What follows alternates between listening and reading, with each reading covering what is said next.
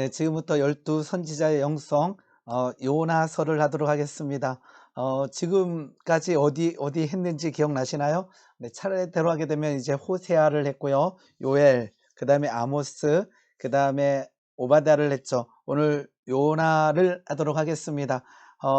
이제까지 했던 것에 비해서 아마 교회에서 가장 많이 들었던 설교가 들어있는 부분입니다. 어릴 때도 많이 배웠고요. 네, 우리 한번 질문 던져봅니다. 6.25를 경험한 세대가 북한에 가서 하나님의 말씀을 전하라면, 아니면 일제강점기를 경험한 세대가 일본에 가서 하나님의 말씀을 전하라면 과연 어떻게 할까라고 하는 질문을 던져보는 겁니다. 아마 이 질문은 요나서와 관련됐기 때문에 어떠한 의도로 제가 던졌는지 다 알 거라는 생각이 듭니다. 이 말은 뭐냐면 이제 요나가 니누에로 가지 못하게 되잖아요.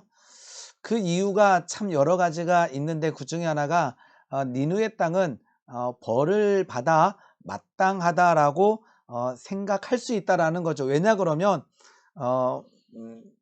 적대국이기 때문에 피해를 주고 힘들게 하는 나라이기 때문에 하늘의 복을 받기보다 무너지는 것이 더 맞다라는 생각을 더 빨리 더 쉽게 하게 됩니다. 그래서 회개해서 복을 누려야 한다라고 하는 생각보다 그냥 벌 받는 것이 더 낫지 않나라는 생각을 우리는 어떨 때는 북한 땅을 보며 어떨 때는 일본을 보며 생각을 하게 되지요. 참 실은 안타깝지요. 왜냐 그러면 뭐 친북 좌파라고 하는 말도 있고 어떨 때는 친일 세력이라고 하는 말도 있는데 실은 같은 나라 민족끼리 요 두 세력을 너는 친북 좌파다, 너는 친일파다라고 하면서 그 싸우는 모습이 실은 좋은 모습은 아닐 것 같습니다. 우리 기독교인들은 이러한 모습에서 벗어나야 되겠죠. 아까처럼 제가 말씀드렸던 친북 좌파냐 아니면 뭐 친일이냐 뭐 이 개념도 우리는 빠져들면 안 되겠고요. 보수냐 진보냐라고 하는 이 논리에도 실은 우리 기독교는 들어가는 것보다 우리는 진보이어야 합니다. 우리는 보수여야 됩니다. 우리는 기독교 가치를 지키려고 하는 그 신념이 있어야 된다라는 거죠. 보수는 지켜야 될 것을 지키는 것입니다. 진보는 바꿔야 될 것을 바꿔야 된다라는 거죠. 예수님께서는 지킬 건 지키셨고 바꿀 건 바꾸셨다라는 거죠. 그러니까 진보냐 보수냐라고 하는 싸움이 아니라 우리가 죄된 영역, 우리가 정의롭지 못한 영역에서는 당연히 우리는 진보 개혁해야 되는 거고요. 지켜야 되는 영역에서는 철저하게 우리는 지지 않고 지켜야 된다라는 것입니다. 우리 요나서 잠깐 보겠습니다. 요나 하게 되게 되면 우리 소선지서 12권 중에 어쩌면 가장 많이 알고 있는 성경일 것입니다. 어릴 때 많이 듣기도 했고 설교 말씀을 통해서 일단은 어렵지가 않기 때문에 그렇습니다. 그리고 설교 중에서도 참 많이 나오는 내용이기도 합니다. 그런데 실은 우리의 생각과는 다르게 신학적으로는 굉장히 논쟁이 많은 성경이 바로 요나입니다. 그래서 요나를 실제 사건이 아니라고 하는 신학자들 굉장히 많습니다. 그 이유는요, 물고기 뱃속에서 어떻게 3일 동안 있을 수 있지?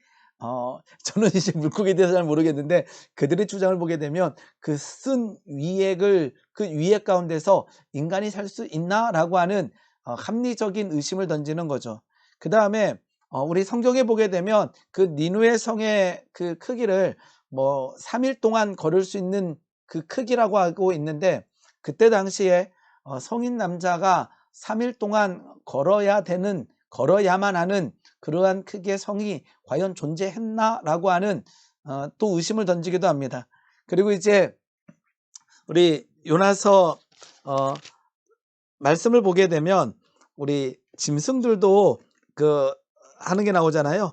사람이나 짐승이나 소떼나 양떼나 아무것도 입에 대지 말지니 곧 먹지도 말 것이요 물도 마시지 말 것이다. 이렇게 되어 있습니다. 그러면서 이제 그런 짐승들이 이러한 모습을 보이는 것이 가능한가라고 하는 비판을 하는 자들도 있습니다.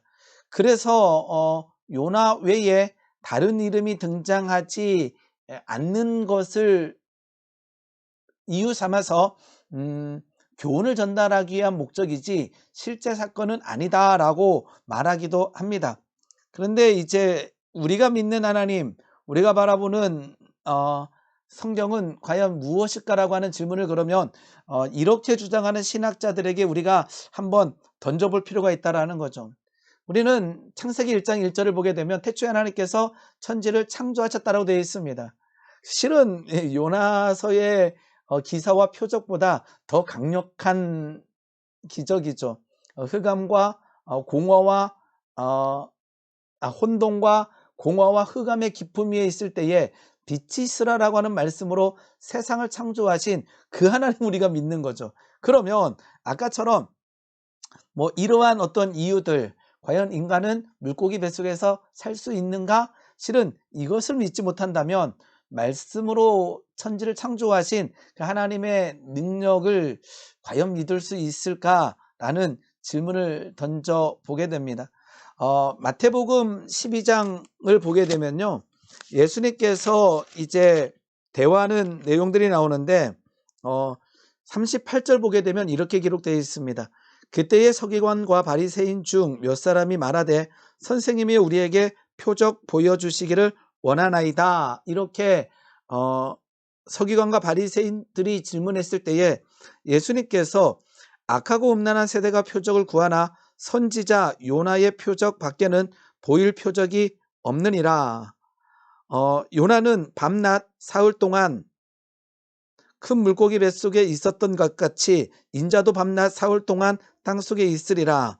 심판때에 니느웨 사람들이 일어나 이 세대 사람을 정죄하려니 이는 그들이 요나의 전도를 듣고 회개하였음이거니와 요나보다 더 큰 이가 여기 있다라고 예수님께서 말씀하여 주셨습니다. 이 말을 무엇이냐 그러면 예수님께서 선지자 요나 그리고는 그 요나가 물고기 뱃속에서 3일 동안 있었다라고 하는 그 말씀을 인용하신다라는 거죠. 이 말은 무엇인가? 예수님께서 요나 말씀을 아까처럼 교훈적인 어떤 내용, 실존하지 아니하는 요나 이야기가 아니라 선지자 요나라고 정확하게 예수님께서 인용하고 있다라는 거죠. 이것은 무엇입니까? 아까처럼 이러한 이유가 있을지언정 예수님께서는 그 요나서를 인용하면서 말씀하고 계시다라는 거죠. 여기에 주장들은 대부분 이성적이고 합리적인 내용일 수밖에 없습니다. 그러나 하나님께서 우리에게 이성과 합리를 주셨죠. 우리에게 생각할 수 있는 그 은혜를 주셨어요. 우리는 그래서 이성적이고 합리적으로 행동해야 돼요. 그런데 이성을 뛰어넘는 어떠한 하나님의 그 능력을 우리는 믿는 자들이라는 거죠. 아까처럼 이성과 합리성을 다 제로 상태로 만들고 하나님만 믿어야지 이것이 온전한 믿음이 아니라는 거예요. 왜냐 그러면 하나님께서 우리에게 이성을 주셨기 때문에 우리는 이성을 쓸 수 있어야 돼요. 그 이성을 가지고 예를 들면 코로나 시대에 백신을 만들어야 되고 치료제를 만들어야 되는 거죠. 자, 우리는 백신도 만들 필요가 없고 우리는 치료제를 만들 필요가 없이 우리는 기도만 해야 돼. 이것이 좋은 믿음이 아니라는 거예요. 하나님께서 우리에게 이성을 주셨고 합리성을 주셨다라는 것은 그것을 버리지 말라라는 거죠. 마찬가지입니다. 우리에게 자유의지를 주셨기 때문에 우리가 결정하고 우리가 행해야 될 것은 하기를 원하셔요. 하나님의 뜻대로 하나님 말씀하옵소서 그래서 하나님 말씀하실 때까지 그냥 가만히 앉아 있는 것이 좋은 믿음이 아니에요. 오늘 하나님께서 주신 자유의지를 가지고 이 땅에서 하나님의 은혜 가운데 살아내는 것, 그 가운데 어떨 때는 우리의 경험과 우리의 이성을 뛰어넘는 엄청난 일들이 일어나지요. 그런데 기본은 이성과 경험은 하나님께서 주신 우리에게 주신 인간의 본질이라는 거죠. 그렇지만 여기에만 매몰돼 버린다면 아까처럼 하나님의 능력을 나타낼 때 어려울 때가 있어요. 그래서 믿지 못하는 사람이 되는 거죠. 하나님께서는 우리에게 합리성, 이성을 주셨습니다. 그런데 하나님의 능력은 그 이성과 합리를 뛰어넘는다라는 거죠. 이런 비판은 모두 이성과 합리성에 기반을 둡니다. 그러나 우리가 믿는 하나님은 그 이성과 경험을 뛰어넘는 하나님이실 뿐만 아니라 예수님께서 이 땅에 오셔서 하신 사역 그 자체가 이성과 경험을 뛰어넘는 일들이라는 거죠. 십자가 사건, 그리고는 부활하심, 우리의 이성으로 해결할 수 없는 일들입니다. 아브라함과 사라가 이제 나이 100세 때, 나이 90에 이제 아이를 낳게 되는데 사라가 믿지 못하지요. 그때 하나님께서 말씀하십니다. 여호와께 능치 못할 일이 있겠느냐. 불가능이 변하여 가능케 되어지는 일들은 하나님의 은혜 가운데 일어난다라는 것입니다. 우리가 최선을 다하고 그리고는 그곳에 하나님의 은혜가 일어나기를 소망하는 믿음이 있기를 원합니다. 자, 요나서는요, 요나가 지었다라고 아까처럼 그 요나가 지었다라고 하지만 아까처럼 다른 사람이 여기 나오죠. 어떤 다른 편집자가 그냥 요나라고 하는 이름을 가지고 왔다라는 주장도 있습니다. 그러나 전통적으로 우리가 이해하기로는 요나가 지었다, 실존 인물이다. 그는 물고기 뱃속에서 3일 동안 있다가 기도하고 하나님의 은혜를 경험했다. 우리 모든 것을 믿어야 될 줄 믿습니다. 기록 시기도요. 우리가 보통 볼 때 예를 들면 우리 호세아서 볼 때 이렇게 나오잖아요. 우시아와 요담과 아하스와 히스기야가 이어 유다 왕이 된 시대, 이렇게 시대를 적는 우리 선지서가 있는 반면에 요나서는 여호와의 말씀이 아미떼의 아들 요나에게 임하니라 이르시되 이렇게 됐기 때문에 어느 시대에 이 글이 적혔는지 이 성경이 쓰였는지 정확하게 알 수는 없습니다. 그래서 BC 760년 경이라는 주장과 바벨론 포로기 이후란 주장이 공존합니다. 이쪽이 조금 더 많은 것 같습니다. 어쨌든지 간에 기록 시기가 없는 것은 그 기록 시기와 관련 없이 우리에게 주시고자 하는 하나님의 뜻이 있다라고 저는 믿습니다. 자, 기록 목적은 우리가 잘 알듯이 요나서는 우리가 너무나 많이 설교 말씀에서 들었기 때문에 잘 알듯이 니느웨 성에 가서 하나님의 말씀을 전하고 그 니느웨 성이 회개했을 때에 하나님께서 심판을 미루는 이러한 내용들이 기록되어 있기 때문에 하나님의 구원 역사, 즉 뭐냐면 이방 민족일지라도 하나님의 구원, 하나님의 사랑은 차별이 없다라는 것을 나타내고 있습니다. 그리고 하나님의 뜻 안에서 바로 서는 것, 즉 아까처럼 인간의 경험을 초월할 뿐만 아니라 이 내용 중에 하나는 우리가 생각하는 우리가 하나님의 그 구원 사역을 제한시켜 버릴 수가 있다라는 거죠. 아까처럼 여기는 벌을 받아야 돼, 여기는 구원받아도 괜찮아. 그러니까 하나님의 구원은 하나님의 뜻인데 우리가 저기는 절대 구원받아서는 안 되라고 하는 우리가 제한시킬 수 있다라는 거죠. 그러한 것들을 극복하기를 원하신다라는 것입니다. 우리 요나서는 사장으로 기록되어 있고요. 아마 12선지서 중에 소선지 중에 가장 많이 알고 있고 가장 많이 읽었던 책일 것입니다. 1장에는 요나의 불순종이 기록되어 있고 이제 2장에서는 요나의 기도, 요나의 회개가 들어 있습니다. 그리고 3장에 가서는 다시 니느웨 성에 가서 하나님의 말씀을 선포하고 니느웨 성이 회개하는 내용이 3장에 기록되어 있고요.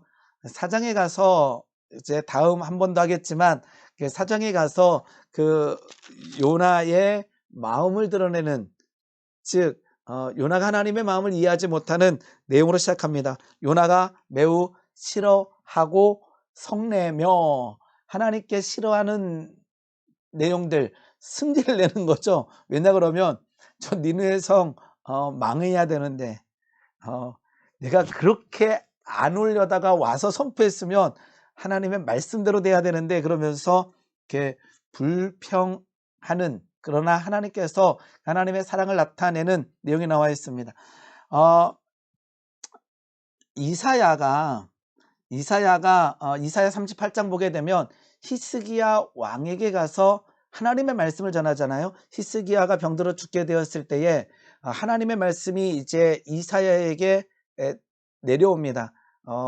히스기야 왕에게 가서 하나님의 말씀을 전하라. 너는 죽을 것이다. 너는 너의 집에 유언하라 라고 이렇게 기록되어 있지요. 참 그 선지자들이 그 해야 될 일들 중에 하나가 하나님의 말씀이면 그대로 순종하는 거죠. 그런데 이제 히스기야 왕이 이제 벽을 향하여 통곡하며 기도하잖아요. 하나님 원하건대 나를 고쳐주시고 나를 살려주시옵소서. 그런데 그 기도가 하나님께 상달된 거예요. 그런데 그 이사야가 그 성읍에 이르기 전에 다시 하나님의 말씀이 임해요. 하나님 말씀이 임해서 너는 돌아가서 다시 그 말씀을 전했던 히스기야 왕에게 전혀 다른 말씀을 전하라고 얘기합니다. 실은 그 선지자로서는 이해할 수 없는, 그리고 일단 하나님의 말씀을 전했는데 하나님께서 그렇게 하셔야만 그 선지자의 자존심이 서는 거잖아요. 근데 이사야 선지자에게 하나님께서 너는 돌아가라. 성읍이 이르기 전에 돌아가서 내가 너의 눈물을 보았고 내가 너의 기도를 들었다라고 하는 하나님의 말씀을 다시 전하라고 했을 때 이사야는 가서 그대로 순종합니다. 요나처럼 불평하지 않습니다. 그 요나서가 그 독특한 이유 중에 하나가 아까 제가 봤는데 쓰지 않은 것 같아요. 요나서가 아까처럼 그 비평가들에게 인정받지 못하는 이유 중에 하나가 이 모습 때문이에요. 실은 이 모습 때문에. 뭐냐 그러면 선지자들 중에 이러한 모습을 보였던 선지자가 없기 때문에 그 아까 주장할 때에 그 일반적이지 않다라고 얘기를 하는 거죠. 뭐 이사야라든지 뭐 엘리야도 그랬죠. 사르밧 과부에게 가서 하나님의 말씀을 전할 때에 그 먹고 죽겠다라고 하는 그 과부와 자녀 앞에서 나에게 먼저 가져오라라고 하는 그 담대함은요, 정확하게 하나님의 말씀을 듣는데, 그리고 그 하나님의 그 신실하심, 그 하나님의 그 성품을 온전히 믿는 가운데 가능하다라는 거죠. 즉 요나는 그러한 하나님의 마음을 온전히 이해하지 못했던 선지자라고 할 수 있습니다. 자, 1장과 2장에서는요 구원에 관한 요나의 그릇된 관점이 기록되어 있고요, 3장과 4장에서는 구원에 관한 하나님의 옳은 관점, 그래서 아까처럼 요나서가 쓰여진 이유 중에 하나가 이 구원에 관한 관점을 인간의 경험에 한정시키지 말라라고 하는 의도가 들어있는 거죠. 우리가 잘 알듯이 배에서 일어나고요, 그 다음에 물고기 뱃속에서 기도하게 되고, 그 다음에 다시 큰 성읍 니느웨에 가서 하나님의 말씀을 선포하는 내용으로 요나서는 기록되어 있습니다. 요나서의 핵심 구절은요 3장 10절을 보게 되면 하나님이 그들의 행한 것 곧 그 악한 길에서 돌이켜 떠난 것을 보시고 하나님이 뜻을 돌이키사 그들에게 내리리라고 말씀하신 재앙을 내리지 아니하시리라. 우리 그 뭐 예정론을 얘기할 때도요 하나님께서는요 그 뜻을 돌이키신다라고 주장하는 근거 말씀이기도 합니다. 하나님께서 요나를 통해서 그 성읍이 40일이 지나면 니느웨가 무너진다라고 했는데 그 성이 회개하고 통회했을 때에 하나님께서는 하나님의 뜻을 돌이키사 그들에게 내리리라고 말씀하신 재앙을 내리지 않는 일이 일어나는 거죠. 4장 11절 말씀 보게 되면 하물며 이 큰 성읍 니느웨에는 좌우를 분별하지 못하는 자가 12만여 명이요 가축도 많이 있나니 내가 어찌 아끼지 아니하겠느냐. 즉 회개했을 때에 돌이키시는 하나님, 그리고는 그 니느웨의 성까지 사랑하시는 그 하나님의 은혜가 요나서에 기록되어 있다라는 것입니다. 아까 얘기했던 그 아까 히스기야 왕도요. 히스기야 왕도 이러한 논리의 근거가 됩니다. 뭐냐 그러면 하나님께서 말씀하셨잖아요. 너는 너의 집에 유언하라. 너가 죽고 살지 못하리라 했을 때에 벽을 향하여 기도했어요. 통곡하며 하나님 나를 치료하여 주시옵소서, 나를 살려 주시옵소서 기도했을 때에 하나님께서 기도를 들으시고 15년을 연장시켜 주셨다라는 거죠. 이사야가 하나님의 말씀이라고 뜻이라고 선포했지만 기도 가운데 바뀌는 거예요. 이 믿음이 우리에게 있기를 원합니다. 만약 그냥 순응하는 것, 우리가 순종이라 생각하고 하나님의 뜻이라면 보통 우리 알라의 알라신의 뜻 이렇게 하잖아요. 철저하게 이거는 이렇게 운명론적인 사고거든요. 운명론적 사고는요, 뭐가 불가능하냐 그러면 창조 정신을 상실하게 돼요. 자, 하나님께서는 전지전능하십니다. 그래서 우리의 모든 과거, 현재 모든 것을 알고 있다라고 우리는 믿게 되죠. 그런데 하나님께서는 우리에게 자유의지를 주셨고요. 그 자유의지를 기반하여 우리는 창조할 수 있는 하나님의 창조 성품을 받아서 우리는 창조할 수 있는 자가 바로 우리들이라는 거죠. 인간이라는 거죠. 그래서 우리에게는 창조할 수 있는 힘, 우리에게는 자유의지가 있는 거죠. 그런데 이것을 배제해버리고요.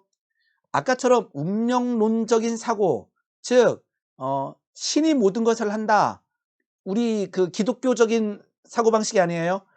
특별히 이슬람권이나 힌두권에서 많이 갖고 있는데 이 운명론적인 사고방식 때문에 그냥 오늘의 삶을 개척하려 그러지 않아요. 오늘 굶으면 신의 뜻이거니, 오늘 죽더라도, 오늘 만약 아까처럼 코로나로 19로 인해서 인도나 네팔에서 수도 없이 많은 사람이 죽어 할 때 어떤 사고가 작동할 수 있냐 그러면 운명론적 사고가 작동할 수 있다라는 거죠. 자, 신이 했기 때문에 우리가 할 수 있는 것이 없다라고 하는 거예요. 아니에요. 하나님께서는 우리에게 아까처럼 기도할 수 있는 은혜, 그 다음에 통회하고 자복하고 회개할 때에 하나님께서는 그 뜻을 돌이킨다라는 거죠. 믿음 좋다라고 하는 사람들 중에 운명론적인 사고를 가지신 분들이 가끔 있을 때가 있어요. 그래서 안 하는 거죠. 아무것도. 전도에서 뭐해? 하나님께서 다 이미 결정하셨고 다 알아서 하셔야지. 우리가 해도 안 해도 하나님이 이런 식의 굉장히 믿음 좋은 것 같지만 하나님께서 우리에게 창조 능력과 자유의지를 허락해 주셨다라는 것입니다. 자, 아까 나오네요. 그 부르심에 불순종한 선지자가 유일합니다. 어쨌든지 간에 그 문서를 작성했든 안 했든지 간에 어떨 때는 에레미야처럼 나는 아니라 말할 줄 못합니다, 안 됩니다 하다가도 하나님의 설득에 아멘 하는 것이 다 선지자들의 모습인데 요나는 니느웨로 가지 않고 다시스로 가지요. 정반대로 가지요. 우리가 이쪽이 이제 이스라엘이라면 이쪽에 있는 니느웨 성으로 가라는데 배 타고 반대쪽으로 도망가는 요나의 모습이 기록되어 있습니다. 그래서 부르심에 불순종한 선지자, 그래서 아까처럼 성경을 공부하는 합리적으로 이성적으로 공부하는 신학자들 중에는 그래서 의구심을 나타냅니다. 그리고 또 하나, 요나서에는 하나님의 말씀이 거의 기록되어 있지 않습니다. 아까처럼 요나서 3장 4절에 단 하나입니다. 실은 1장 2절에 너는 일어나 저 큰 성읍 니느웨로 가서 그것을 향하여 외치라, 그 악독이 내 앞에 상달되었음이라 하시니라. 이것도 하나님의 말씀이죠. 그런데 직접 말씀은 3장 4절에 있는 하나님의 말씀을 선포하는 것은 그 3장 4절의 반입니다. 또 40일이 지나면 니느웨가 무너지리라 라고 하는 하나님의 말씀을 선포하는 것은 딱 한 절, 정확히 말하면 2분의 1절입니다. 여기 나오죠. 40일이 지나면 니느웨가 무너질 것이다. 그리고 이제 아미떼의 아들이 이제 요나인데요. 아까처럼 실존 여부에 대한 치열한 논쟁이 있습니다. 요나서의 역설을 잠깐 보겠습니다. 그 1장을 보게 되면 이제 그 니느웨로 가지 아니하고 다시스로 도망가다가 어떤 일을 만나게 되느냐. 4절 말씀 보게 되면 여호와께서 큰 바람을 바다에 내리심에 바다 가운데에 큰 폭풍이 일어나 배가 거의 꺼지게 된지라. 그러면서 어떤 일이 일어나냐 그러면 5절 말씀에 사공들이 두려워하여 각각 자기의 신을 부르고 이렇게 되어 있습니다. 그 역설인데요. 여기서부터 하겠습니다. 큰 위기 앞에서 자기 신께 기도하는 이방인이지만 요나는 굉장히 제가 설교 시간에 많이 얘기했던 부분인데요. 어떻게 하냐 그러게 되면 요나는 배 밑층에 내려가서 누워 깊이 잠이 들었다라고 되어 있습니다. 잠이 들었다 이렇게 되어 있는데 어디에 가서요? 배 밑층에 가서 뭐 하는 걸까요? 그 하나님의 일하심을 회피하는 거죠. 실은 어떠한 그 하나님의 그 징계, 그 하나님의 채찍은요, 사랑의 매잖아요. 그 앞에 서야 우리가 그 앞에서 회개하고 통회하고 돌이킬 수 있는 거예요. 근데 그것을 보지 않으려고 하는 거죠. 회피해버리는 거죠. 왜요?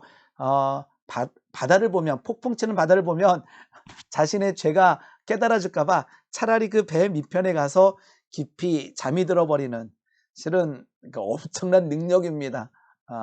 회피하고 있는, 그 다음에 그럼에도 불구하고 자신의 신께 기도하는 이방인들의 모습이 기록되어 있습니다. 하나님을 두려워하지 않은. 그런데 요나는 실은 도망가면서 그들 앞에서 이렇게 자신을 소개합니다. 나는 히브리 사람이요 바다와 육지를 지으신 하늘의 하나님 여호와를 경외하는 자다. 이것도 한번 우리가 나눠야 봐야 될 말씀이죠. 도망가면서 실은 순종하지 않으면서 뭐라 그래요? 나는 하나님을 경외하는 자다. 실은 두려워하지 않으면서 입술로는 경외하고 있는 거죠. 이러한 모든 일을 들었을 때에 이방인들은 그 하나님에 대해서 두려워하는 마음이 성경에 기록되어 있습니다. 어쨌든지 간에 요나는 배 밑편에 가서 깊이 잠을 들고 나는 여호와를 경외하는 자다라고 말을 하면서 순종하지 않는 모습들, 두려워하지 않은 모습들 되어 있고요. 바다로 던져지는 요나가, 그 다음에 희생제사를 집전하는 이방인이 성경에 나와 있습니다. 그 다음에 불평하는 요나, 아까 니느웨 성이 무너지지 않는 걸 보면서 승질내는 요나가 기록되어 있고 불평하는 요나가 기록되어 있는 반면에 니느웨 성에 있는 사람들은 회개하는 모습이 다시 기록되어 있습니다. 이 요나서에 실은 하나님을 더 두려워하고 하나님을 진짜 경외하고 그 다음에 그 문제 앞에서 직면해서 회개하고 통회해야 되는 우리들, 그 다음에 불평이 아니라 감사하고 찬양해야 될 우리들의 모습을 다시 한번 그래야 되는 모습을 갈망해야 된다라는 거죠. 요나를 통해서 참 많이 배우게 됩니다. 자, 그러면 요나는 왜 불순종하게 됐을까? 요나가 생각하는 하나님이 아까처럼 요나의 틀 속에 선지자입니다. 하나님의 말씀을 들었습니다.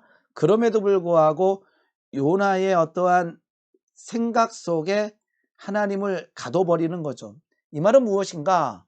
우리도 그러할 수 있습니다. 이건 굉장히 조심스럽습니다. 뭐냐면 우리가 아는 하나님은요, 우리가 우리의 생각과 우리의 관념에 하나님을 넣어버리는 거죠. 어떤 선교사님의 글을 보게 되면 인도에 가서 열심히 하나님의 말씀을 전해서 막 제자로 양육한 거예요. 양육했는데 그래서 야, 이제는 너희들이 예수님을 믿었기 때문에 이 예수님을 가서 전도해, 그래야 그들은 천국 가라고 가르쳤더니 한 여자아이가 막 개에 가서 막 전도하는 거예요. 진짜 전도하는 거예요. 왜냐 그러면 그들의 머릿속에 윤회사상, 전생과 현생과 내생이라고 하는 이 사고가 깨지지 않은 상태에서 복음을 들었기 때문에 그 세계관이 깨져야 되는데 그렇지 않았기 때문에 개에 가서 다음 세상에서 더 좋은 곳으로 태어나 그러면서 개한테 가서 하나님의 말씀 예수를 전하는 모습을 봤다라고 하는 글을 본 적이 있습니다. 요나는 하나님을 자신의 생각과 자신의 세계관에 하나님을 가둬버리는 거죠.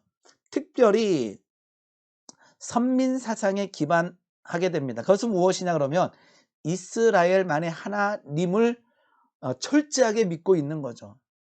하나님은 이스라엘만 사랑하고 이스라엘만 구원하고 이스라엘만 복을 주는 이러한 하나님으로 제한시켜 버리는 거죠. 하나님은 철저하게 깨버립니다. 하나님께서는 니느웨 성도 사랑하시고 니느웨 성이 회개할 때에 응답하시고 그들이 구원받기를 원하시는 거죠. 열방이 구원받기를 원하시는 거죠. 그래서 요나는 이 선민 사상에 기반하여 가지 않게 되죠. 그래서 저기는 이방 땅입니다. 저기는 무너져 마땅합니다. 저기는 하나님의 말씀보다 그냥 벌 받는 게 하나님 그냥 지진을 내리셔서 심판하시라고 하는 마음이 더 컸는지도 모르겠습니다. 어쨌든지 간에 요나의 어떠한 그 사고는 우리도 빠질 수 있는 사고방식인 거죠. 그래서 하나님을 우리의 어떠한 그 세계관 속에 하나님을 가둬버리는 일들은 우리가 자제해야 되겠죠. 이스라엘만 이해하시고 구원하시는 하나님이라고 생각합니다. 어쩌면 지금 이스라엘과 팔레스타인이 어떠한 그 전쟁의 어떤 상황 속에 놓여 있는데 어쩌면 이러한 사고를 하고 있는 유대인들이 있으리라고 생각합니다. 구약에만 갇혀 있다면 그렇다라는 거죠.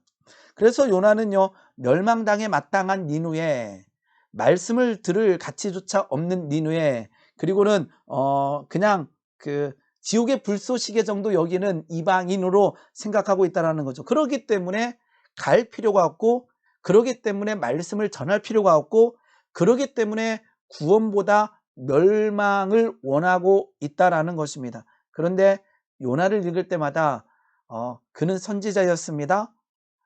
그 연약한 선지자의 모습은 선지자의 모습이 아닌 우리들이 읽을 때 우리가 더 빠질 수 있다는 거죠. 그래서 요나가 그것밖에 안 돼가 아니라 요나 정도가 저 정도라면 우리는 더 심각할 수 있다는 것입니다. 그런 하나님은 어떤 하나님이십니까? 온 세상의 하나님이십니다. 이스라엘의 부족신이 아니라는 거죠. 하나님께서 그곳만 이해하는 분이 아니라 온 열방, 온 인류의 죄를 해결하기 위해서 예수님을 보내셨고 그 예수님을 믿는 모든 자를 구원하시기를 원하시는 분이 바로 하나님이시라는 것입니다. 그리고 창조 세계를 다스리는 분이라고 요나서는 기록되어 있습니다. 어떤 것입니까? 폭풍을 이용하시고 바다를 이용하시고 물고기를 이용하시고 이제 넝클까지도 이용하셔서 요나를 깨닫게 하시고 요나를 변화시키시는 하나님이 요나서에 기록되어 있죠. 천지를 다스리시는 분이십니다. 창조하셨을 뿐만 아니라. 그리고 아수르인들도 구원받기를 원하시는 분. 이 말은 무엇입니까? 오늘 아까처럼 우리가 어떨 때는 북한 땅을 위하여, 어떨 때는 이슬람권을 위하여, 그리고 일본 땅을 위하여 우리는 계속 기도해야 되는 이유가 하나님의 마음은 이들 역시 구원받기를 원하신다라는 것입니다. 우리는 아까처럼 이슬람이 멸망해야 돼. 하나님이 하실 일입니다. 우리는 그들을 위하여 기도할 필요가 있고요. 하나님께서는 그들도 구원받기를 원하고 계시다라는 거죠. 즉 모든 인류가 구원받을 때까지 하나님께서는 일하시고 우리를 사용하실 줄 믿습니다. 자, 네. 네. 그 다음에 어떤 내용이 있냐 그러게 되면 성경 곳곳에서는요, 그 이방인을 통해서도 일하시고 이방인이 구원받기를 원하시는 하나님의 마음이 기록되어 있죠. 기생납. 하나님께서는 그 여리고 성의 모든 생명을 죽이라고 했지만 그 가운데 믿음의 고백을 했던 믿음의 행동을 했던 기생납은 생명을 누린다라는 거죠. 하나님께서는 그 이름들을 성경에 기록하고 있습니다. 모압 여인 룻도 그렇습니다. 하나님의 역사는 이처럼 이방 여인들조차도 사랑하시고 그들을 통하여, 그들의 믿음을 통하여 더 커다란 사역들을 감당하고 있다라는 거죠. 그리고 하나님께서 아브라함과 언약하신 그 언약, 그 열방이 모든 세계가 복을 받는다라고 할 때 그 하나님께서 말씀하신 그 세계는 이스라엘에 한정된 것이 아니라 열방을 얘기한다라는 거죠. 즉 하나님의 마음은 이스라엘만이 아니라 온 열방으로 향하고 있다라는 것입니다. 아까처럼 이스라엘만이 아니라는 거죠. 즉 그러면 하나님께서 이스라엘을 택하신 것은 이스라엘을 통해서 제사장의 민족의 사명을 감당하기 위하라는 거죠. 아까처럼 이스라엘의 하나님으로 가두는 것이 아니라 이스라엘을 통해서 하나님께서는 전 열방으로 세계로 그 말씀이, 그 은혜가, 그 구원의 사역들이 넓혀져 나가기를 원하고 계십니다. 자, 그 솔로몬이 이제 성전을 건축하잖아요. 그리고는 솔로몬이 기도를 하는데 그 기도의 내용이 열왕기상 8장에 기록되어 있는데 8장 41절 쪽만 보겠습니다. 주의 백성 이스라엘에 속하지 아니한 자, 이거 솔로몬이 성전을 건축한 이후에 기도할 때 이렇게 되어 있습니다. 이스라엘에 속하지 아니한 자, 이렇게 되어 있습니다. 이것은 누구입니까? 이들을 표현하게 되면 이방인들이 되는 거죠. 곧 주의 이름을 위하여 먼 지방에서 온 이방인 나오죠. 이방인이라도 그들이 주의 크신 이름과 주의 능한 손과 주의 펴신 팔의 소문을 듣고 와서 이 성전을 향하여 뭐하거든? 기도하거든. 누가요? 이방인이. 이스라엘에 속하지 아니한 자라 할지라도 이 성전을 향하여 기도하거든. 주는 계신 곳 하늘에서 들으시고 이방인이 주께 부르짖는 대로 이루사 땅의 만민이 주의 이름을 알고 주의 백성 이스라엘처럼 경외하게 하시오며 또 내가 건축한 이 성전을 주의 이름으로 일컫는 줄 알게 하옵소서. 즉 처음에 성전이 준공되었을 때도 솔로몬이 하나님 앞에 기도합니다. 하나님, 이스라엘에 속하지 아니한 자 곧 이방인이 이 성전을 향하여 기도할 때도 하나님 그 기도, 이방인들의 기도를 들으시옵소서라고 기도합니다. 그리고 예수님께서 말씀하시죠. 내 집은 만민이 기도하는 집이라. 만민을 위해서 기도하는 집이라 라고 표현되어 있는 이 만민은요, 이스라엘 백성만 얘기하는 것이 아니라 온 열방을 얘기하겠죠. 성전은 만민이 기도하는 집이요, 만민을 위해서 기도하는 집이라는 것입니다. 네, 오늘 요나의 표적, 예수님께서 말씀하신 요 얘기를 하고 마치도록 하겠습니다. 마태복음 16장 아까 1절, 4절 아까 잠깐 읽어드렸는데요. 바리새인과 사두개인들이 와서 예수를 시험하여 표적을 보여달라고 얘기합니다. 그런데 예수님께서 이렇게 얘기하죠. 악하고 음란한 세대가 표적을 구하나 요나의 표적밖에는 보여줄 표적이 없느니라 하시고 그들을 떠나 가시니라. 악하고 음란한 세대가 표적을 구하나 예수님께서는 요나의 표적을 얘기하신 거죠. 이 의미가 무엇일까? 아까처럼 3일이라고 하는 이 포인트가 있을 수 있습니다. 예수님께서 3일 동안 십자가를 통해서 죽음 가운데 있다가 부활하신 이 사건을 얘기하기도 하죠. 또 한 가지는 요나의 표적은 무엇입니까? 니누의 사람들의 회개, 그리고 하나님께서 구원하심, 이 은혜가 있다라는 거죠. 이게 가장 강력한 표적이라는 것입니다. 이것은 무엇입니까? 니느의 땅은 멸망당에 마땅하지만 그 땅이 회개했을 때에 하나님께서는 사랑하시고 구원하셨다라고 하는 이것이 기사와 표적이라는 거예요. 이것을 오늘날에 대입하게 되면 니느의 성 사람들이 누구입니까? 바로 우리들입니다. 죽어 마땅한, 멸망당에 마땅한 우리들이 예수 그리스도의 이름을 붙들고 회개하며 통회했을 때에 구원하신다라고 하는 이 놀라운 사실, 즉 뭐냐면 오늘 말씀을 전하는 나 듣는 우리 모두는 이 표적의 당사자라는 거죠. 무엇입니까? 죽어 마땅했지만 예수님의 은혜로 인해서, 보혈의 놀라운 능력으로 인해서 구원받았다라고 하는 것이 바로 기적의, 표적의 당사자들입니다. 오늘 외쳐보시기 바랍니다.